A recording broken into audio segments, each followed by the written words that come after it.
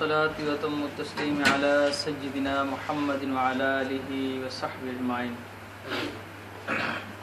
قابل صد احترام معزز سامعین،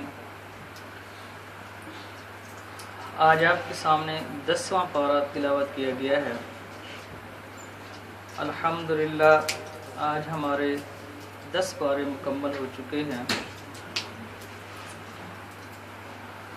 آج آپ کے سامنے سورہ انفال کا کچھ حصہ اور سورہ توبہ کا اکثر حصہ تلاوت کیا گیا ہے۔ کچھ حصہ 11ویں پارے کے اندر ہے سورہ توبہ کا، وہ کل انشاءاللہ تلاوت ہوگا۔ سورہ انفال کے حوالے سے کل میں نے بات کی تھی، کل جو حصہ سورہ انفال کا 9ویں پارے میں تلاوت کیا گیا تھا اس پر بات نہیں ہو پائی تھی۔ میں نے آپ کے سامنے گزارش کی تھی کہ کل انشاءاللہ سورہ انفال پر بھی بات ہوگی اور سورہ توبہ کا جتنا حصہ تلاوت کیا گیا اس پر بھی بات ہوگی۔ سورہ انفال یہ مدنی صورت ہے، مدینہ منورہ کے اندر نازل ہوئی، اور یہ جنگ بدر کے حوالے سے تمام حالات، تمام پس منظر بیان کرتی ہے۔ سورت کا آغاز جو ہوتا ہے وہ یسألونک عن الانفال، کہ لوگ نبی رحمت صلی اللہ علیہ وسلم سے پوچھتے ہیں کہ جو مال غنیمت حاصل ہوا ہے اس کا کیا کرنا ہے۔ اچھا، دلچسپ بات یہ ہے کہ مال غنیمت کے بارے میں سوال کیا گیا ہے، لیکن اللہ نے مال غنیمت کے بارے میں فوراً جواب نہیں دیا۔ فوراً جو مقصد کی باتیں تھیں وہ کی ہیں کہ تم نے جنگ کس لیے کی ہے، کیا مقاصد تھے، اللہ نے تمہیں فتح دی ہے، اللہ نے تمہاری مدد کی ہے۔ مال غنیمت کا جواب 10ویں پارے کے آغاز میں دیا، یعنی جو 10ویں پارے کی پہلی صورت ہے وَاعْلَمُوا أَنَّمَا غَنِمْتُم مِّن شَيْءٍ، وہ اس سوال کا جواب ہے جو صورت کے شروع میں پہلی آیت میں کیا گیا تھا۔ تو بتانا یہ مقصود ہے کہ مال غنیمت بذات خود کوئی مقصد نہیں ہے، جنگ کا مقصد نہیں ہے۔ اصل مقصد ہے اللہ کی رضا، اصل مقصد ہے رب کی دھرتی پر رب کا نظام، اصل مقصد ہے اللہ کی مدد کا آنا، اصل مقصد ہے رضا اللہ کے لیے جہاد کے لیے نکلنا۔ یعنی پہلے مقاصد پر بات کی گئی ہے اور اس کے بعد مال غنیمت کا وہ جو سوال کیا گیا تھا اس کا جواب دیا گیا۔ تو یہاں پر اس کو سورہ انفال کہا جاتا ہے، اور یسألونک عن الانفال، لوگوں نے بھی انفال کے بارے میں پوچھا۔ یہ انفال کیا ہے؟ انفال مال غنیمت کو کہتے ہیں۔ مال غنیمت کیا ہے؟ مال غنیمت وہ ہوتا ہے کہ جب مسلمان کافروں کے ساتھ جنگ کرتے ہیں، جب اللہ تعالیٰ ان کو فتح دیتا ہے تو فتح کے نتیجے میں کفار سے جو مال حاصل ہوتا ہے، جنگی ساز و سامان ہوتا ہے، جانوروں کی صورت میں ہوتا ہے یا خواتین کی صورت میں ہوتا ہے، یا جتنا بھی مال ہوتا ہے وہ مال غنیمت کہلاتا ہے۔ یہاں پر اس کو انفال کہا گیا، مال فے کہا گیا۔ مال فے کا مطلب ہوتا ہے زائد مال، فے انفال زائد مال، یعنی اصل مقصد تو تھا جنگ کے اندر اللہ کی رضا، لیکن یہ جو مال اللہ نے کفار کی طرف سے تمہیں دیا یہ ایک زائد اضافی چیز ہے جو نعمت کے طور پر اللہ تعالیٰ نے تمہیں دی۔ اسی طرح یہ جو نفل کو، یعنی انفال اور نفل، یہ نفل کو نفل اس لیے کہا جاتا ہے کہ وہ اصل فرض ہیں اور اس کے بعد جو زائد اضافی رکعتیں ہم پڑھتے ہیں وہ نفل شمار ہوتے ہیں، یعنی زائد چیز کو انفال یا نفل آپ کہتے ہیں۔ جنگ بدر صرف جنگ نہیں ہے، اس کا ایک بہت بڑا پس منظر ہے، اس کے حالات ہیں، اور یہ اسلام کا ایک بہت بڑا سنگ میل ہے کہ یہ پہلی حق اور باطل کے درمیان جنگ تھی، مسلمان اور کافروں کے درمیان جنگ تھی، اور اس میں اللہ تعالیٰ نے واضح کر دیا، حق کو حق کر دکھایا اور باطل کو باطل کر دکھایا۔ اصل میں ابو سفیان کی قیادت میں ایک لشکر شام سے آ رہا تھا، وہ مال تجارت کما کے آ رہے تھے۔ ابو سفیان نے مکہ کے اندر اطلاع بھجوائی، چونکہ شام سے آتے ہوئے انہوں نے مدینہ سے گزر کر مکہ کی طرف جانا تھا، کوئی اور راستہ نہیں تھا، اور ان لوگوں کو خطرہ تھا کہ مسلمانوں کے ساتھ تو ہماری بہت بڑی دشمنی ہو چکی ہے، لہٰذا یہ ہمیں راستے میں ہمارے ساتھ جنگ نہ کریں۔ ابو سفیان اور اس کے لشکر کو یہ خطرہ تھا۔ انہوں نے پیغام بھجوایا مکے میں کہ تم ہماری مدد کے لیے آؤ، تو مکہ سے ابو جہل کی قیادت میں 1000 کا لشکر نکلا۔ اب یہاں پر محمد رسول اللہ صلی اللہ علیہ وسلم کو اللہ کی طرف سے حکم ہوا کہ اب فیصلہ ہو ہی جائے، حق حق ہو کر رہے اور باطل باطل ہو کر رہے، لہذا ابو سفیان کا ارادہ مت کیجئے، وہ جو تجارت کا مال لے کر آ رہا ہے، جو ابو جہل مکہ سے پوری تیاری کر کے آ رہے ہیں اس کے ساتھ مقابلہ کیجئے۔ شروع والے حالات بڑے کمزور حالات تھے، یعنی ادھر سے ابو سفیان آ رہا ہے، ادھر سے ابو جہل 1000 کا لشکر لے کر آ رہے ہیں، ان کے پاس ہر طرح کا حرب و ضرب ہے، ہر طرح کے جنگی ساز و سامان ہے، ہر طرح کا اچھا جانور ہے، اس وقت جو جانور ہو سکتا تھا، اونٹ گھوڑا سب کچھ موجود ہے، اور بہت بڑی تعداد ہے، اور ادھر صرف 313 ہیں، گنتی کے چند لوگ ہیں، اور ان کے پاس ابھی وہ مکہ سے ہجرت کر کے آئے ہیں، تو تھوڑے سی یعنی چند تلواریں ہیں، 60 کے قریب صرف اونٹنیاں تھیں، اور تلواریں کی تو چند تعداد تھی، زیادہ تلواریں میں نہیں تھی، گھوڑے بھی چند ہی تھے۔ تو یہ ایک بہت بڑا امتحان تھا مسلمانوں کے لیے۔ اب ہوا یہ کہ ابو سفیان جب صحیح سالم بحفاظت مدینہ سے نکل کر آگے چلا گیا، تو اس نے ابو جہل کی طرف پیغام بھجوایا، جو خطرہ تھا وہ ٹل گیا، میں صحیح سالم مکہ کی طرف آ گیا ہوں، لہذا تم بھی واپس آ جاؤ۔ تو ابو جہل نے کہا نہیں۔ ابو جہل بڑے روب اور دبدبے میں نکلا تھا، اس کو کچھ قبیلوں نے کہا کہ ہم تمہاری مدد کو آتے ہیں، تو ابو جہل نے کہا نہیں، ہمیں کسی کی مدد کی ضرورت نہیں ہے، اب اس ٹائم عرب کے اندر سب ہم سے بڑی طاقت اور کوئی نہیں ہے۔ اور وہ جب مکہ سے چلا تھا تو انتہائی تکبرانہ انداز میں اور انتہائی بڑی ڈینگیں مارتے ہوئے کہ میں مدینہ کی اینٹ سے اینٹ بجا دوں گا، اور جب وہ چلا تو بیت اللہ کا غلاف پکڑ کر اس نے کہا تھا ابو جہل نے کہ یا اللہ ہم میں سے جو سچا ہے اس کو فتح عطا فرما، یہ ابو جہل نے کہا تھا۔ اب یہ ان کے لیے بھی امتحان تھا کہ اللہ نے تو سچے کو سچا کر دکھایا، اس کو فتح دے دیا۔ جب محمد رسول اللہ صلی اللہ علیہ وسلم اور ابو جہل کا آپس میں مقابلہ ہوا، حق اور باطل کا آپس میں مقابلہ ہوا، تو یہ جو جنگ تھی، آگے جو لوگ کافروں کی طرف سے تھے یا مسلمانوں کی طرف سے تھے، حقیقی رشتہ دار تھے، سگے بھائی ماں، ایک باپ اس طرف تھا تو بیٹا اس طرف تھا، ایک بھائی اس طرف تھا تو ایک بھائی اس طرف سے تھا، آگے کبھی کوئی خالو آ جاتا، کوئی ماموں آ جاتا، کوئی چاچا، کوئی تایا، تو ایک ہی خاندان کے لوگ تھے۔ لیکن جو آپس میں دشمنی کی وجہ تھی وہ تھی اللہ اور اللہ کا رسول، حق اور باطل، حزب الشیطان اور حزب الرحمن۔ ایک طرف محمد رسول اللہ صلی اللہ علیہ وسلم تھے اور ایک طرف ابو جہل تھا، ایک طرف اللہ کا قافلہ تھا اور ایک طرف شیطان کا قافلہ تھا۔ تو اس موقع پر نبی کریم صلی اللہ علیہ وسلم نے بڑی دعائیں کی۔ جب رات کو صبح جنگ ہونی تھی، اس میں کافی ساری چیزیں ہیں بیان کرنے والی، لیکن خلاصے کے اندر تو ساری چیزیں بیان نہیں ہو سکتی، لیکن جو بات قابل غور ہے وہ میں عرض کروں کہ رات کو نبی رحمت صلی اللہ علیہ وسلم نے دعا فرمائی۔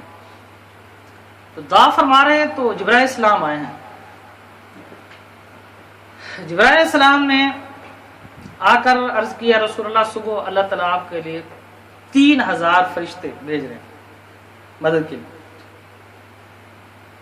نبی کریم صلی اللہ علیہ وسلم پھر سجدے میں چلے جاتے ہیں، پھر اللہ سے رو رہے ہیں کہ یا اللہ آج اگر یہ لوگ مٹ گئے تو قیامت تک تیرا نام لینے والا کوئی نہیں۔ اس وقت تو پوری روئے زمین پر پوری کائنات میں وہ 313 ہی تھے اور تو کوئی بھی نہیں تھا۔ اچھا یہ جو جملہ ہے کہ یا اللہ اگر یہ لوگ مٹ گئے تو قیامت تک تیرا نام لینے والا کوئی نہیں ہوگا، یہ انتہائی انوکھا اور نرالا جملہ ہے۔ اس میں کمال کی محبت بھی ہے، کمال کی عاجزی و انکساری بھی ہے، اور کمال کا اللہ کے ساتھ تعلق بھی ہے۔ اللہ کے ساتھ جو محمد رسول اللہ صلی اللہ علیہ وسلم کا رابطہ تھا وہ بھی کمال کا ہے، اور عاجزی و انکساری بھی کمال کی ہے، اور بے تکلفی اور محبت و شفقت بھی کمال کی ہے۔ اور پھر نبی کریم صلی اللہ علیہ وسلم نے تو اللہ تعالیٰ کو فرمایا کہ میرے جو زندگی بھر کی جمع پونجی ہے، مکہ میں 53 سال گزارے ہیں، مدینہ میں آیا ہوں، یہ جتنا بھی جمع پونجی ہے وہ تیرے دربار میں آ کر حاضر کر دیے۔ اب پھر جب اسلام آیا، انہوں نے آ کر عرض کیا رسول اللہ صبح اللہ تعالیٰ 5000 فرشتے بھیجے مدد کے لیے۔ نبی کریم صلی اللہ علیہ وسلم پھر رو رہے اور اللہ تعالیٰ سے دعا کر۔ روایت میں کہ تیسری دفعہ جب جبرائیل السلام آئے ہیں تو آ کر عرض کیے کہ یا رسول اللہ تعالیٰ فرما رہے ہیں کہ یہ 3000 فرشتے 5000 فرشتے یہ تو آپ کی حوصلہ افزائی اور تسلی کے لیے۔ اللہ فرماتے ہیں ہم صبح خود میدان جنگ میں آ رہے ہیں، ہم دیکھتے ہمارے سامنے کون ٹھہر سکتا ہے۔ یہ ہوا ہے۔ اور پھر صبح نبی کریم صلی اللہ علیہ وسلم کھڑے ہیں، صفیں بن رہی ہیں، تو حضرت علی رضی اللہ عنہ ساتھ کھڑے کہ تھوڑی سی ہوا چلتی ہے۔ حضرت علی رضی اللہ فرماتے ہیں کہ رسول اللہ یہ ہوا کیسی ہے؟ نبی رحمت صلی اللہ علیہ وسلم فرماتے ہیں جبرائیل آ گئے اپنی فوج کے ساتھ، میں دیکھ رہا ہوں فرشتے آ رہے ہیں۔ پھر تھوڑی سی ہوا چلتی ہے۔ حضرت علی رضی اللہ عنہ پوچھتے ہیں کہ یا رسول اللہ یہ کیسی ہوا ہے؟ تو نبی اکرم صلی اللہ علیہ وسلم فرماتے ہیں کہ علی میکائیل آ گئے ہیں اپنے ساتھیوں کے ساتھ۔ جنگ بدر پہلی جنگ ہے جس میں فرشتوں نے باقاعدہ شرکت کی ہے، باقاعدہ لڑے ہیں، باقاعدہ تلوار چلائی ہے۔ پہلے فرشتے نازل ہوتے تھے، حضرت آدم علیہ السلام سے لے کر جنگ بدر تک پہلے فرشتے نازل ہوئے، لیکن کبھی جنگ لڑی نہیں ہے، براہ راست شریک نہیں ہوئے۔ جنگ بدر میں فرشتے شریک ہوئے، باقاعدہ لڑے ہیں۔ اس لیے صحابہ فرماتے تھے کہ ہم تلوار چلاتے تھے، پتہ نہیں ہوتا تھا کہ گردن آگے خود بخود کٹ جاتی تھی۔ تو اس لیے اصل ہوتا ہے امتحان۔ امتحان ہو چکا تھا، زندگی کی جمع پونجی حضور نے آ کر حضور اللہ کے سامنے پیش کر دی تھی۔ وہ 313 کھڑے ہو گئے تھے، بے سر و سامانی میں قلت ہے، تھوڑے ہیں، مال نہیں ہے، گھوڑے نہیں ہیں، اونٹ نہیں ہے، تلواریں نہیں ہیں، یا اللہ آ گئے۔ اور یہی مقصود ہوتا ہے، پہلے کوشش کریں پھر رب پر چھوڑنا۔ پہلا عزمت فتوکل اللہ، جب تو نے عزم کر لیا کسی کام کا تو فتوکل اللہ، پھر اللہ پر بھروسہ کر۔ ان اللہ یحب المتوکلین، اللہ تعالیٰ بھروسہ کرنے والوں کو پسند کرتا ہے۔ ایک کام کا عزم کر لو حق کے لیے، پھر اٹھ کھڑے ہو، پھر اللہ پر بھروسہ کرو۔ اس لیے اصل تو ہے قدم اٹھانا شرط ہے، آگے بڑھنا شرط ہے، ایمان کو دکھانا شرط ہے، محنت۔ اللہ ایک بات یاد رکھیں، اللہ تعالی قربانی مانگتا ہے، لیتا نہیں ہے۔ سمجھے بات؟ اللہ قربانی مانگتا ہے، لیتا نہیں ہے۔ ابراہیم علیہ السلام سے قربانی مانگی ہے بٹ لی نہیں ہے، جب امتحان میں پاس ہو گئے نہیں لی۔ تو قربانی جب انسان دے دیتا ہے پھر اللہ لیتا نہیں ہے۔ تو اس لیے وہ جو بڑے روب و دبدبے میں آئے تھے، وہ سارے کے سارے سردار قتل ہو گئے جنگ بدر کے اندر۔ 70 کفار قیدی ہوئے نبی کریم صلی اللہ علیہ وسلم کے ہاتھوں ہیں، بہت بڑا مال غنیمت ہاتھوں ہے، اور بڑی شان و شوکت کے ساتھ، بڑی فتح و نصرت کے ساتھ، اللہ کی مدد کے ساتھ نبی کریم صلی اللہ علیہ وسلم مدینہ منورہ میں۔ اور آپ کو پتہ ہے کہ وہ ابو جہل جو کفار کی قیادت کر رہا تھا، اس کو کس نے قتل کیا تھا؟ 2 ننھے منھے بچوں، حضرت معاویہ حضرت معاذ رضی اللہ تعالیٰ۔ حضرت عبد الرحمن بن عوف رضی اللہ عنہ فرماتے ہیں کہ جب میں صف میں کھڑا تھا تو میرے دائیں طرف بھی حضرت معاویہ اور بائیں طرف معاذ، بچے چھوٹے چھوٹے۔ تو کہتے ہیں میں نے دل میں خیال کیا آج تو میرا دونوں طرف سے پہلو کمزور ہے، یعنی ہوتا یہ ہے کہ جب صفیں بنتی تھیں، جیسا ہم نماز میں کھڑے ہوتے ہیں صفوں میں، اگلی صف اگلی صف، تو صف کا دایاں بایاں اگر کوئی مضبوط نوجوان کھڑا ہے تو اس کا مطلب ہم مضبوطی کے ساتھ لڑیں گے کفار کے، لیکن دایاں بایاں کمزور ہے تو اس کا مطلب میں کمزور ہوں۔ تو حضرت عبدالرحمن بن عوف رضی اللہ تعالیٰ عنہ دل میں کہتے ہیں میں خیال کر رہا تھا کہ اب تو دونوں طرف سے بچے ہی ہیں، تو اب تو میرا اس دفعہ جنگ کے اندر دایاں بھی کمزور ہے بایاں بھی کمزور ہے۔ لیکن کہتے ہیں میں سوچ رہا تو دائیں بچے نے مجھ سے پوچھا چچا وہ کون ہے ابو جہل کہ جو محمد رسول اللہ صلی اللہ علیہ وسلم کو برا بھلا کہتا ہے؟ میں نے کہا بیٹا تم اس کا کیا کرو گے، وہ تو سردار ہے، وہ تو سپہ سالار ہے۔ کہتے ہیں میں چاچا قسم کھا کے آیا ہوں کہ میں اس کو قتل کر کے رہوں گا۔ کہتے ہیں ابھی اس بچے کی بات ختم نہیں ہوئی تو دوسرا بچہ اس بھائی سے چھپتے ہوئے مجھ سے کہتا ہے کہ چچا وہ بتاؤ جو حضور علیہ الصلوۃ والسلام کو برا بھلا کہتا ہے۔ میں نے اس کو بھی یہی کہا کہ بیٹا تم اس کا کیا کر سکتے ہو، وہ تو سپہ سالار ہے، وہ تو سردار ہے، اس کے چاروں طرف لوگ ہیں، 1000 کا لشکر ہے۔ اس نے بھی یہی کہا کہ یا میں یہ قسم کھا کے آیا ہوں کہ آج میں اس کو جہنم واصل کر کے رہوں گا۔ تو حضرت عبدالرحمن بن عوف رضی اللہ تعالیٰ فرماتے ہیں کہ مجھے خوشی ہوئی، حوصلہ بڑھا کہ میرے پاس بچے نہیں کھڑے، میرے پاس تو شیر کھڑے ہیں۔ تو کہتے ہیں میں نے ایسی انگلی کا اشارہ کیا کہ وہ جو سب سے بڑی پگڑی والا، بڑے ترے والا، جہاں گھوڑے پر صفیں سیدھی کر رہا ہے وہ ابو جہل۔ کہتے ہیں ابھی میری انگلی نیچے نہیں آئی اور میں نے دیکھا کہ یہ دونوں بجلی کی طرح دوڑتے ہوئے گئے ہیں اور جا کر ابو جہل پر حملہ کر دیا۔ ایک نے گھوڑے پر حملہ کیا ہے اور دوسرے ابو جہل پر حملہ کیا۔ اور آنن فانن وہ جو بڑے روب اور دبدبے میں آیا تھا، جو معاذ اللہ محمد رسول اللہ صلی اللہ علیہ وسلم کی باتیں کر رہا، جو مدینہ کی اینٹ سے اینٹ، جو حق کو مٹانے کی باتیں کر رہا تھا، اس کو 2 کم سن بچوں نے آنن فانن اس کا روب، اس کا تکبر مٹی میں ملا دیا۔ اور پھر آپ کو پتہ ہے ان میں سے ایک بچہ اس کا بازو کٹ گیا تھا اور وہ بازو نیچے لٹک رہا تھا، کھسک رہا تھا، صرف چمڑا بچا ہوا۔ اس بچے نے اپنے بازو کو قدم کے نیچے رکھ کر جھٹک کر پھینک دیا اور دوسرے ہاتھ سے تلوار چلانے لگا۔ یہ حضرت معاویہ اور معاذ رضی اللہ عنہ میں سے ایک ہے۔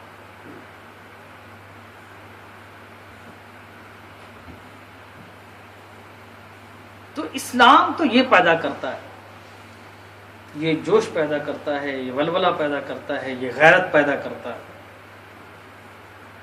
آج ہم اس سبق کو بھول چکے ہیں۔ یہ سورہ انفال ساری پکار پکار کا اعلان کر رہی ہے کہ یا ایھا النبی حرض المؤمنین علی القتال، اے نبی مومنین کو قتال پر ابھاریے، وَأَعِدُّوا لَهُم مَّا اسْتَطَعْتُم مِّن قُوَّةٍ، کفار کے خلاف جتنی طاقت جمع کر سکتے ہیں جمع کر کے رہیے۔ نبی کریم صلی اللہ علیہ وسلم جب اس دنیا سے رخصت ہو رہے ہیں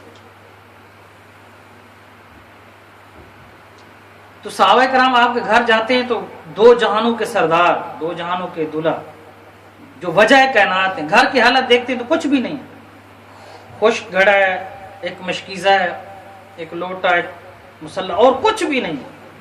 لیکن دوسری طرف نگاہ اٹھتی ہے صحابہ کرام کی، دیکھتے ہیں 1 نہیں، 2 نہیں، 3 نہیں، 4 نہیں، 9 تلواریں لٹک رہی ہیں، 9 تلواریں۔ یہ کیا تھا؟ امت کو پیغام دینا تھا قیامت تک کی، کہ الجہاد ماضٍ الی یوم القیامہ، جہاد قیامت تک جاری رہے گا۔ حق اور باطل کا یہ تو آدم علیہ السلام سے چلا ہے اور قیامت تک چلے گا۔ حق والے حق کا ساتھ دیتے رہیں گے اور باطل والے باطل کا ساتھ دیتے رہیں گے۔ حزب اللہ بھی ہوں گے، حزب شیطان بھی ہوں گے، ابو جہل کا قافلہ بھی رہے گا اور محمد رسول اللہ صلی اللہ علیہ وسلم کا قافلہ بھی رہے گا۔ یہ قیامت تک رہے گا۔ لیکن دیکھنا میں نے اور آپ نے یہ ہے کہ ہم کس قافلے کے ساتھ کھڑے ہیں، ہماری ہمدردیاں کس قافلے کے ساتھ ہیں، ہماری جد و جہد کس کے ساتھ ہے۔ اس کے بعد سورۃ توبہ شروع ہوئی ہے۔ سورۃ توبہ کے 2 نام، ایک سورۃ توبہ، ایک برا۔ توبہ تو اس لیے اس کا نام ہے کہ جنگ تبوک میں وہ جو 3 صحابہ رہ گئے تھے اور انہوں نے پھر اللہ سے توبہ کی تو ان کی توبہ بڑی تاریخ ہے. وہ کل وہ حصہ قرآن کا کل 11ویں پارے میں تلاوت ہوگا, اس پر میں انشاءاللہ بات کروں گا. لیکن ان کی توبہ قبول ہوئی, اتنی اللہ کو توبہ پسند ہے کہ قرآن کا حصہ بنا دی گئی اور قیامت تک پڑھا جائے گا. اور برائے اس لیے کہا جاتا ہے کہ اس سورت کے شروع میں براءۃ من اللہ ورسولہ الی الذین عاہدتم من المشرکین, کہ اللہ اور اس کے رسول نے برات کا اظہار کیا ہے, نفرت کا اظہار کیا ہے, علیحدگی کا اظہار کیا مشرکین سے, کہ ہمارا ان کے ساتھ کوئی تعلق نہیں. اس میں جنگ تبوک کا تفصیلاً ذکر ہوا ہے سورۃ توبہ میں, جنگ حنین کا ذکر ہوا ہے. جنگ تبوک روم کے خلاف تیاری کی گئی تھی, روم کے خلاف. اس وقت نبی کریم صلی اللہ علیہ وسلم کے دور میں روم سب سے بڑی طاقت تھی, یہ سب سے بڑی سلطنت تھی. ان کی فوجیں لاکھوں کی تعداد میں تھیں, لاکھوں کی تعداد میں, اور وہ لوہے کے اندر ملبوس ہوتے تھے سارے کے سارے, بیڑیاں ڈال کر آتے تھے. یعنی صف بنتی تھی تو صف کے اندر بیڑی ہوتی تھی لوہے کی, وہ پوری صف میں ایک ہی بیڑی پہنا دی جاتی تھی سارے لوگوں, تو کوئی آدمی پیچھے بھاگ نہ سکے. یعنی وہ لڑیں یا تو مریں گے یا فتح پائیں گے, یہ ان کی حالت ہوتی تھی. شاہ روم ہرقل نے, اس نے یہ آواز لگائی کہ مدینہ بہت بڑی طاقت بن گیا ہے, لہذا اس کو مدینہ کے اندر ہی میں ختم کروں گا. اس نے اپنے فوجوں کو تیار کیا اور وہ کوچ کرنے لگا. تو محمد رسول اللہ صلی اللہ علیہ وسلم نے فرمایا کہ میں ہرقل کا مدینہ میں بیٹھ کر انتظار نہیں کروں گا, میں اس کی سرحدوں پر جا کر اس کی آنکھوں میں آنکھیں ڈال کر اس کا مقابلہ کروں گا. یہ بھی حضور کی سنت ہے, لوگوں کو بتانی چاہیے. یعنی جہاں ہم یہ کہتے ہیں کہ مسواک کرنا حضور کی سنت ہے, جہاں ہم یہ کہتے ہیں کہ بسم اللہ الرحمن الرحیم پڑھنا حضور کی سنت ہے, جہاں ہم بہت آسان سنتے یاد رکھتے ہیں, وہاں یہ جو حضور کی زندگی کا یہ پہلو یہ لوگوں کو بتانا چاہیے. اب میرا دل کر رہا ہے کہ آپ کو اس کا پس منظر بتاؤں تھوڑا سا. جنگ موتا ہوئی تھی, نبی کریم صلی اللہ علیہ وسلم نے خطوط بھیجے تھے ہر سلطنت کے سردار کی طرف, بادشاہ کی طرف, اسلام کی دعوت کے لیے. ایک قبیلے کے سردار نے نبی اکرم صلی اللہ علیہ وسلم کا وہ خط پھاڑ دیا تھا, یعنی پرویز نے خط پھاڑا تھا. اور ایک قبیلے کا سردار تھا جو ہرقل یعنی روم کے ماتحت زندگی گزار رہے تھے, ان کی سلطنت میں آتے تھے, سرحدی علاقے پر تھا وہ قبیلہ. جب اس کے پاس نبی کریم صلی اللہ علیہ وسلم کا ایلچی پہنچا, نبی کریم صلی اللہ علیہ وسلم کا سفیر پہنچا خط لے کر, تو اس قبیلے کے سردار نے محمد رسول اللہ صلی اللہ علیہ وسلم کے سفیر کو قتل کر دیا, شہید کر دیا. یہ ایک بہت بڑا جرم تھا. اسلام سے پہلے بھی, اسلام کے بعد بھی, اور آج تک یہ دنیا کا قانون ہے, جو سفیر ہوتا ہے اس کو قتل نہیں کیا جاتا. وہ چاہے اچھا پیغام لائے چاہے برا پیغام, کچھ بھی لائے, سفیر کو قتل نہیں کر سکتا کوئی ملک بھی. وہ اپنا پیغام پہنچائے گا اور اس کو باحفاظ اپنے ملک بھیجا جائے گا. انہوں نے ایک بہت بڑے قانون کی خلاف ورزی کی, اخلاقاً جرم کیا. نبی اکرم صلی اللہ علیہ وسلم فرمایا کہ میں اپنے ساتھی کا بدلہ لے کر رہوں گا. سنیں غور سے, انہوں نے ہمارے سفیر کو شہید کیا ہے, ہم اس کا بدلہ لیں گے. ایک ساتھی کے بدلے کے لیے حضور اپنا لشکر تیار کر رہے ہیں. یہ غور سے سنیں, آج لاکھوں لوگ ذبح ہو رہے ہیں اور ہم اس کشمکش میں پڑے ہوتے ہیں کہ جہاد فرض بھی ہوا کہ نہیں ہوا. نبی کریم صلی اللہ علیہ وسلم نے 3000 کا لشکر تیار کیا. نبی کریم صلی اللہ علیہ وسلم نے فرمایا کہ اس کے امیر ہیں زید بن حارثہ. فرمایا کہ اگر زید بن حارثہ جنگ میں شہید ہو جائیں تو پھر سپہ سالار حضرت جعفر بن ابی طالب ہوں گے. اگر وہ بھی شہید ہو جائیں تو پھر سپہ سالار حضرت عبداللہ بن مرواح یہ سپہ سالار ہوں گے. تو یہ تینوں صحابہ جب کوچ کر رہے تھے، 3000 کا لشکر چل رہا تھا، صحابہ کرام جب ان تینوں صحابہ سے مل رہے تھے تو یہ کہہ رہے تھے کہ ہم زندہ لوگوں سے نہیں مل رہے، شہداء سے مل رہے ہیں. اس لیے کہ نبی کریم صلی اللہ علیہ وسلم کو زبانی سن لیا کہ یہ شہید ہوگا، یہ بھی شہید ہوگا، یہ بھی شہید ہوگا، یہ بات پکی ہو گئی. اب نبی کریم صلی اللہ علیہ وسلم کا یہ لشکر چلا اس اپنے سفیر کی بدرے کی صورت میں. یہ صرف سفیر کا بدلہ، یہ اسلام کے خلاف جنگ تھی، اسلام کو کمزور دکھانا تھا. اور جہاں اسلام کی کمزوری کی بات ہے، جہاں اسلام کو نیچا دکھانے کی بات ہے، جہاں اسلام کو للکارا جائے، جہاں نبی کریم صلی اللہ علیہ وسلم کی عصمت کو للکارا جائے، وہاں جہاد فرض ہو جاتا ہے. نبی کریم صلی اللہ علیہ وسلم نے کیا ہے. تو جب یہ 3000 کا لشکر چلا تو اب ہوا یہ کہ ان کے آگے ہرقل یعنی روم کا بادشاہ جو تھا، اس کا 1 لاکھ کا لشکر آ رہا تھا. ان کے ساتھ مقابلہ ہو گیا جب یہ سرحدی علاقے میں داخل ہو دوسرے ملک میں. اب یہ کتنے ہیں؟ 3000. آگے کتنا ہے؟ 1 لاکھ. 3000 کا 1 لاکھ کے ساتھ کیا مقابلہ. نبی کریم صلی اللہ علیہ وسلم مدینہ میں بیٹھے، جنگ شروع ہو گئی ہے. صحابہ نے یہ نہیں فرمایا کہ 3000 ہیں پیچھے ہوں، نہیں، مقابلہ کیا. جنت سامنے دکھائی دے رہی ہے، حضور کا فرمان پورا ہونے جا رہا ہے. مدینہ میں بیٹھے ہیں، صحابہ ایسے بیٹھے ہیں. حضور فرماتے ہیں جھنڈا زید بن حارثہ کے ہاتھ میں. زید بن حارثہ آگے بڑھتے جا رہے، فرمایا کہ زید بن حارثہ شہید ہو گئے. جنگ وہاں ہو رہی ہے، حضور یہاں بیان کر رہے ہیں. جبرائیل علیہ السلام نے سارا منظر سامنے کر دیا، حضور دیکھ رہے ہیں. اس کے بعد فرمایا اب تلوار جھنڈا جو ہے وہ حضرت جعفر بن ابی طالب کے پاس، حضرت علی رضی اللہ عنہ کے بھائی تھے.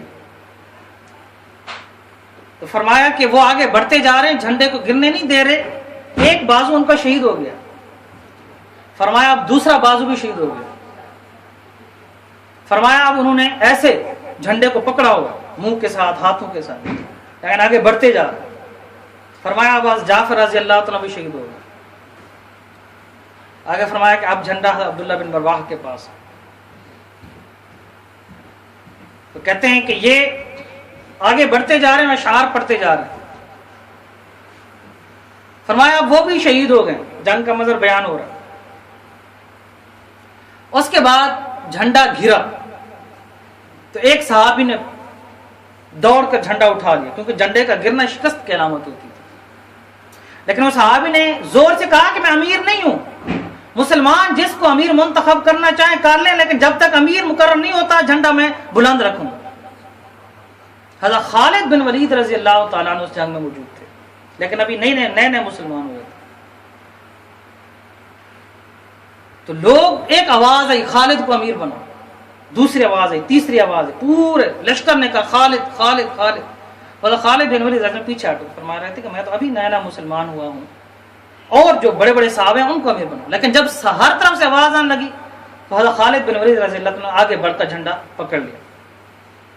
اب اس جنگ میں سب سے بڑی کامیابی یہ تھی، یعنی 1 لاکھ کو مارا تو نہیں جا سکتا تھا، 3000 1 لاکھ کو کیسے مارا. اس جنگ میں اپنی جان بچا کر چلے جانا یہ سب سے بڑی فتح تھی. حضرت خالد بن ولید رضی اللہ تعالیٰ نے ایسی جنگی چالو سے 3000 کے لشکر، کبھی ادھر سے کبھی ادھر سے، کبھی دائیں سے کبھی بائیں سے، ایسی جنگی چالیں چلی کہ ان 3000 کے لشکر کو 1 لاکھ کو شکست دے کر بچا کر چلے گئے. اور جب یہ مدینہ منورہ میں داخل ہوئے تو محمد رسول اللہ صلی اللہ علیہ وسلم آگے بڑھ کر استقبال فرمایا. اب آئے جنگ کی تبوک کی طرف، جس کا میں پہلے وقت. اب ہرقل نے یہ کہا کہ انہوں نے ہمارے 1 لاکھ کو شکست دیے، 3000 نے، اب میں مدینہ پر چڑھائی کروں گا. ہرقل نے کہا لاکھوں کی تعداد میں جاؤں گا اور مدینہ کی اینٹ سے اینٹ بجاؤں گا. تو نبی اکرم صلی اللہ علیہ وسلم نے اس کے جواب میں کہا کہ میں ہرقل کا مدینہ میں بیٹھ کر انتظار نہیں کروں گا، میں بھی سرحد پر جا کر اس کے ملک کے اندر جا کر اس کا مقابلہ کروں گا. جس ساری سورہ توبہ جس پر ہے، سورہ توبہ کے اندر جس تفصیل کے ساتھ ذکر ہے، جس کو جنگ تبوک کہا جاتا ہے، مشہور جنگ. اب اس جنگ کا سب سے بڑا امتحان یہ تھا، نبی کریم صلی اللہ علیہ وسلم پہلے کوئی سفر کرتے تھے تو آپ علیہ الصلوۃ والسلام سفر کو چھپا کر رکھتے تھے. یعنی اگر اس طرف سفر کرنا ہوتا تھا تو اس طرف کی باتیں بتاتے تھے، تو یہ جنگ پہلی جنگ تھی جس میں حضور نے واضح واضح بتا دیا تھا بھئی روم کے خلاف جنگ ہے، ہرقل کے خلاف لڑنے جا رہے ہیں، دنیا کی سب سے بڑی طاقت. اور یہ اس ٹائم سخت گرمی تھی، جنگ تبوک کے موقع پر سخت گرمی. اور جو عرب کی سب سے بہترین فصل ہے جن پر ان کی سارے سال کا دار و مدار تھا، وہ کھجوریں پک کر تیار ہو گئی تھی. کھجوریں پک کر تیار ہو گئی ہیں، ایک بات. سخت گرمی ہے، دوسری بات. تیسری بات، بہت بڑی طاقت کے خلاف جنگ لڑنے جا رہے ہیں. نبی کریم صلی اللہ علیہ وسلم جب اعلان کیا تو تھوڑی سی سستی چھانے لگی، تھوڑی سی غفلت دکھائی دینے لگی. تو محمد رسول اللہ صلی اللہ علیہ وسلم نے فرمایا کہ اگر تم میرے ساتھ نہیں چلو گے تو میں خود اکیلا ہرقل کے خلاف جا کر لڑوں گا. یہ الفاظ ہیں حدیث میں، یہ جذبات میں آ کر نہیں کہہ رہا، یہ حقائق ہیں. یہ سورۃ توبہ کا پورے پس منظر بتا رہا ہوں آپ کو، یہ وہ ترجمہ بتا رہا ہوں، اپنی طرف سے کوئی بات نہیں کر رہا. اور پھر آگے اللہ تعالیٰ نے فرمایا ہے کہ آج اگر تم میرے حبیب کے ساتھ نہیں نکلو گے تو میں نے اپنے نبی کی اس وقت بھی مدد کی ہے جب یہ مکہ سے نکلے تھے ہجرت کے موقع پر، جب کفار پیچھے پل پڑے تھے. تو سان یسنی الہما، غار کا ذکر کیا ہے، غار کا ذکر بھی کیا ہے اور یار غار کا بھی ذکر کیا ہے. اس وقت بھی میں نے اپنے نبی کی مدد کی، اور آج بھی اگر تم نہیں کرو گے تو میں نبی کی مدد کروں گا، اور ایسے لشکروں سے کروں گا جس کو تم دیکھ نہیں سکو گے. تو فرمایا انفروا خفافا وثقالا وجاہدوا باموالکم وانفسکم. یہ آپ نے آیت سنی ہے کہ نکلو اللہ کی راہ میں، ہلکے ہو یا بوجھل، اللہ کا حکم آ گیا، اب نکل کھڑے ہو. اب یہی وہ جنگ ہے جس میں حضرت بکر صدیق رضی اللہ عنہ سارا مال لے کر آئے، حضرت عمر رضی اللہ عنہ آدھا مال لے کر آئے، حضرت عثمان غنی رضی اللہ عنہ 950 اونٹ اور گھوڑے دیے جنگی ساز سامان کے ساتھ. اور پھر وہ حضرت ابو عقیل انصاری رضی اللہ عنہ کی کھجوریں بھی، میں نے یہ پچھلے جمعے ذکر کیا تھا. یہی وہ جنگ ہے. اب یہ لشکر چلا تھا. اب سنیں دلچسپ بات سنیں. اب یہ لشکر جا رہا ہے. ایک صحابی رسول ہیں جن کا نام حضرت ابو خیثمہ رضی اللہ تعالیٰ، یہ کہتے ہیں نبی کریم صلی اللہ علیہ وسلم صبح نماز فجر کے ٹائم نکل گئے، لیکن میں گھر میں نہیں تھا. میں جب گھر آیا تو سورج نکل چکا تھا، دوپہر کے قریب سورج تھا. میں گھر آیا تو گھر کے اندر درخت تھا، گرمی سخت تھی، گھر کے اندر چھڑکاؤ لگا تھا، پان لگا ہوا تھا. میں آیا، میں نے اونٹنی باندھی، میں نے دیکھا گھر میں آیا، چھڑکاؤ لگا ہوا ہے، ٹھنڈی ہوائیں چل رہی ہیں، کھانا میرے سامنے رکھا گیا. اب آپ خود منظر کی، عرب کی زمین ہو، سخت سرد گرمی ہو، ٹھنڈی ہوا چل رہی ہو، چھڑکاؤ لگا ہوا، کھانے میرے سامنے رکھا گیا. حضرت ابو خیثمہ رضی اللہ عنہ فرماتے ہیں کہ جب میرے سامنے کھانا رکھا گیا تو میں نے اس کا لقمہ توڑا اور منہ کے قریب لے جانے لگا تو میرے دل میں خیال ہے کہ ابو خیثمہ تم یہاں مزے سے ٹھنڈی چھاؤں میں کھانا کھا رہے ہو، اور اس وقت محمد رسول اللہ صلی اللہ علیہ وسلم گرم تپتی ہوئی ریت پر گرم ہواؤں میں پتہ نہیں کس حال میں ہوں. کہتے ہیں کھانا نہیں کھا سکا، لقمہ اندر نہیں گیا، لقمہ وہیں دوبارہ رکھا. گھر والوں کو کہا کہ جلدی میرا سامان تیار ہو. سامان تیار کیا، اونٹنی پر سوار ہو، دوڑتا ہوا پیچھے گیا. ادھر نبی کریم صلی اللہ علیہ وسلم ایک جگہ ٹھہرے، دیکھیں دور سے ایک شاہ سوار چلا آ رہا. تو صحابہ کرام دیکھنا شروع ہو گئے. نبی کریم صلی اللہ علیہ وسلم قریب گئے تو عرض کرنے لگے رسول یہ کون ہو سکتا ہے؟ تو محمد رسول اللہ صلی اللہ علیہ وسلم فرمایا، جبرائیل السلام نے پہلے آ کر بتا دیا تھا. حضور صلی اللہ علیہ وسلم فرمانے لگے بھلا ابو خیثمہ کے علاوہ کون ہو سکتا ہے؟ جب قریب آئے تو حضور نے فرمایا ابو خیثمہ تم جہنم کے گڑھے کے بالکل قریب پہنچ چکے تھے، لیکن تم نے اپنے آپ کو بچا لیا. ایک صحابی نے تھوڑی سی غفلت کی، حضور فرمایا تم جہنم کے گڑھے کے بالکل قریب پہنچ چکے تھے. ہم اپنے ہی بھائیوں کے خلاف خود گولی فراہم کرتے ہیں کو مارو، اور ہم کہتے ہیں ہم مسلمان. نبی کریم صلی اللہ علیہ وسلم روم کی سلطنت سرحد پر پہنچے. اب سنیں جو بات بتانے والا ہوں. ہرقل کو جرت نہیں ہوئی، لاکھوں کی فوج رکھنے والا، دنیا کی سب سے بڑی طاقت. انہوں لوگوں نے کہا کہ 3000 کا لشکر ہمارے 1,00,000 پر غالب آ گیا تھا، اور بس اس وقت ان کے نبی بھی ان کے ساتھ نہیں تھے، اس کے صرف پیروکار تھے. اب تو 30,000 کا لشکر تھا. یہ 30,000 صحابہ ہیں اور بڑی تیاری کے ساتھ آئے، اور خود محمد رسول اللہ ان کے نبی ان کی قیادت کر رہے ہیں. اب ہم ان کو کیسے فتح کر سکتے ہیں؟ ہرقل آیا ہی نہیں، یہ جنگ ہوئی ہی نہیں تھی. نبی کریم صلی اللہ علیہ وسلم کافی دن سرحدی علاقے پر بیٹھے رہے ہرقل کا انتظار کرتے ہوئے، اور وہاں جو ارد گرد کے قبائل تھے ان کو مسلمان کیا، ان کو معاہدے کیا ان کے ساتھ. کافی سارے تعداد میں قبائل مسلمان ہوئے، بڑی امن کے ساتھ 30 دن 40 دن بیٹھے رہے اور ان کو جرأت نہیں ہوئی کہ حضور کا صحابہ کا مقابلہ کر سکے. بڑی فاتحانہ شان کے ساتھ نبی کے ساتھ مدینہ منورہ کے اندر واپس آئے تھے دوبارہ. یہ ہے جنگ تبوک جس کا سورۃ توبہ کے اندر تفصیل کے ساتھ ذکر ہوا. آج میری اور آپ کی کیا زندگی، آج کی امت کا کیا حال ہے؟ جہاد کو بدنام کر دیا گیا ہے الیکٹرانک میڈیا کے ذریعے، پرنٹڈ میڈیا کے ذریعے، دہشت گردی کی بنیاد پر. وہ جو ہمارا بھولا ہوا سبق ہے وہ بھلا دیا گیا. مسلمانوں کی تو یہ زندگی ہے، حضور کی تو یہ زندگی ہے. کبھی آپ نے غور کیا 10 سال کا عرصہ، یعنی 53 سے 63 سال، 10 سال کا عرصے میں 27 غزوات، 27 جنگیں جس میں خود شرکت کی، پوری دنیا میں اسلام پہنچا دی. کیسے ہوا؟ اس کا مطلب کہ حضور تو ایک لمحے کے لیے بھی چین کی نیند نہیں سوئے ہوں گے، ایک لمحے کے لیے بھی چین کے لیے نہیں بیٹھے ہوں گے. آپ کو کیا ضرورت تھی یہ سب کچھ کرنے کی؟ امت کو پیغام دیا کہ اس طرح زندگی گزارنی، زندہ قومیں اس طرح زندگی گزارتی ہیں. علامہ اقبال ایک جملے کے اندر قوموں کی تاریخ بتا دیتا ہے. ایک جملے کے اندر کہتے ہیں تجھ کو بتاتا ہوں تقدیر امم کیا ہے، شمشیر و ثنا اول طاؤس و رباب آخر. کہتے ہیں امتوں کی تقدیریں ہوتی ہیں، کس طرح الٹ پھلٹ ہوتی ہیں، کیسے تبدیل ہوتی ہیں. جب عروج ہوتا ہے، جب ترقی ہوتی ہے، جب دنیا پر حکومت ہوتی ہے، جب ان کا ڈنکا بجتا ہے تو اس کا کیا ہوتا ہے؟ شمشیر و ثنا اول، نیز، تیر، تلواریں ان کے ہاتھوں میں ہوتی ہیں. لیکن جب گرتی ہیں تو طوس و رباب آخر، تو ڈھول ڈبک کے ناچ گانے ان کے اندر رائج ہو جاتے ہیں. تو آج ہمارے اندر کیا ہے؟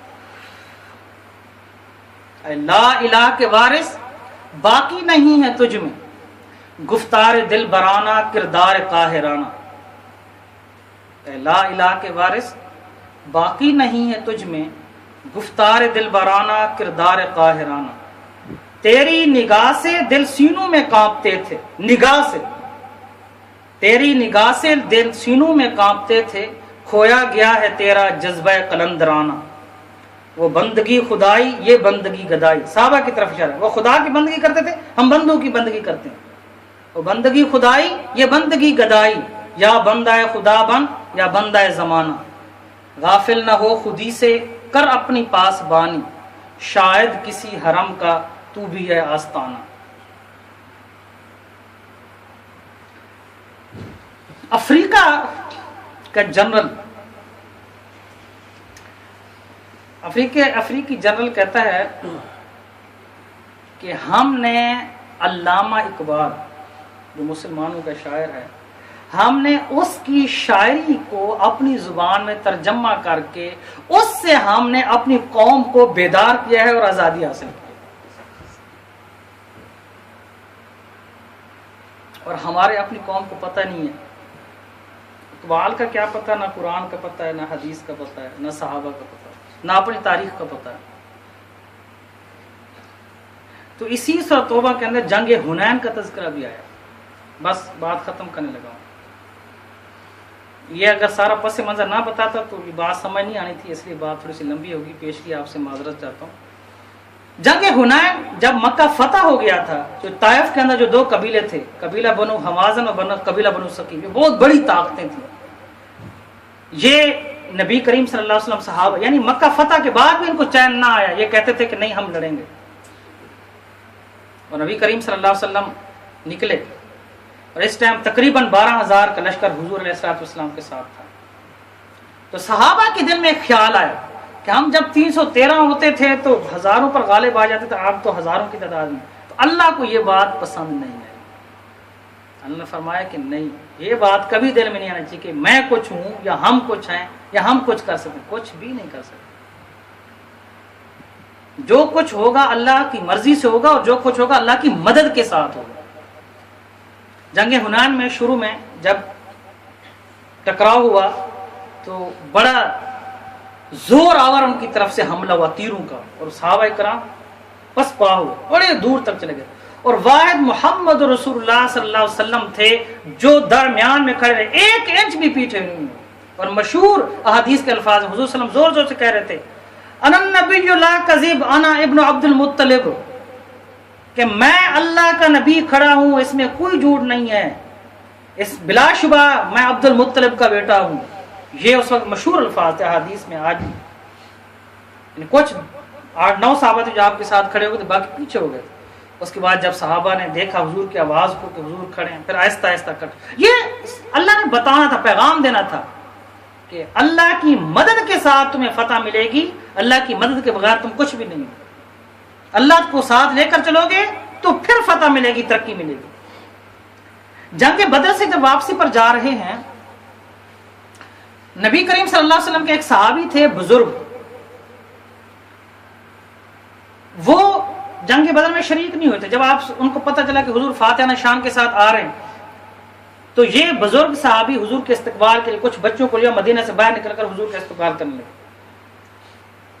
تو یہ آئے حضور سے گلے ملے، مبارکباد دی. تو ایک نوجوان صحابی جو جنگ بدر میں شریک ہوئے تھے، انہوں نے کہا چاچا کس بات کی مبارکباد دیتے ہو؟ ہم نے تو واللہ ان کو ایسے کاٹا ہے جس طرح گاجر مولی کی طرح کاٹا جاتا ہے. اب یہاں دیکھیں نبی کریم صلی اللہ علیہ وسلم یہاں شروع سے ہی تربیت کر رہے ہیں.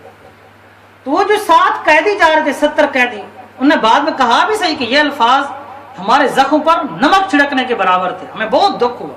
لیکن ساتھ ہی حضور نے فرمایا کہ نہیں نہیں نہیں نہیں، وہ گاجر مولی کی طرح کٹنے والے نہیں تھے، واللہ وہ تمہاری ہی طرح بہادر تھے، اچھے قبیلوں سے تھے، اچھے خاندان سے تھے، عرب کے طاقتور لوگ تھے، لیکن تم نے ان کو گاجر مولی کی طرح کاٹا ہے اس لیے کہ اللہ تمہارے ساتھ تھا. اچھا، جب یہ بات حضور نے ساتھ فرمائی تو وہ قیدی بعد میں جو قیدی بعد میں مسلمان، وہ کہتے ہیں جب وہ صاحب نے یہ بات کی، پہلے ہم ویسے شکست خوردہ، پھر اوپر سے یہ تانا، تو ہمارے زخموں پر ایسے لگتا تھا جیسے کسی نے نمک چھڑک دیا ہو. لیکن جب حضور نے ساتھ یہ بات کی تو ہمارے زخموں پر مرہم رکھا گیا، اور اس چیز نے ہمیں تبدیل کیا، ہم مسلمان ہوئے. اسلام اور تربیت کا پہلو کبھی بھی نظر انداز نہیں کرنا چاہیے. تو اللہ سے دعا ہے کہ اللہ تعالی ہم سب کا حامی ناصر ہو. اقول قولی ھذا استغفر اللہ لی ولکم ولسائر المسلمین.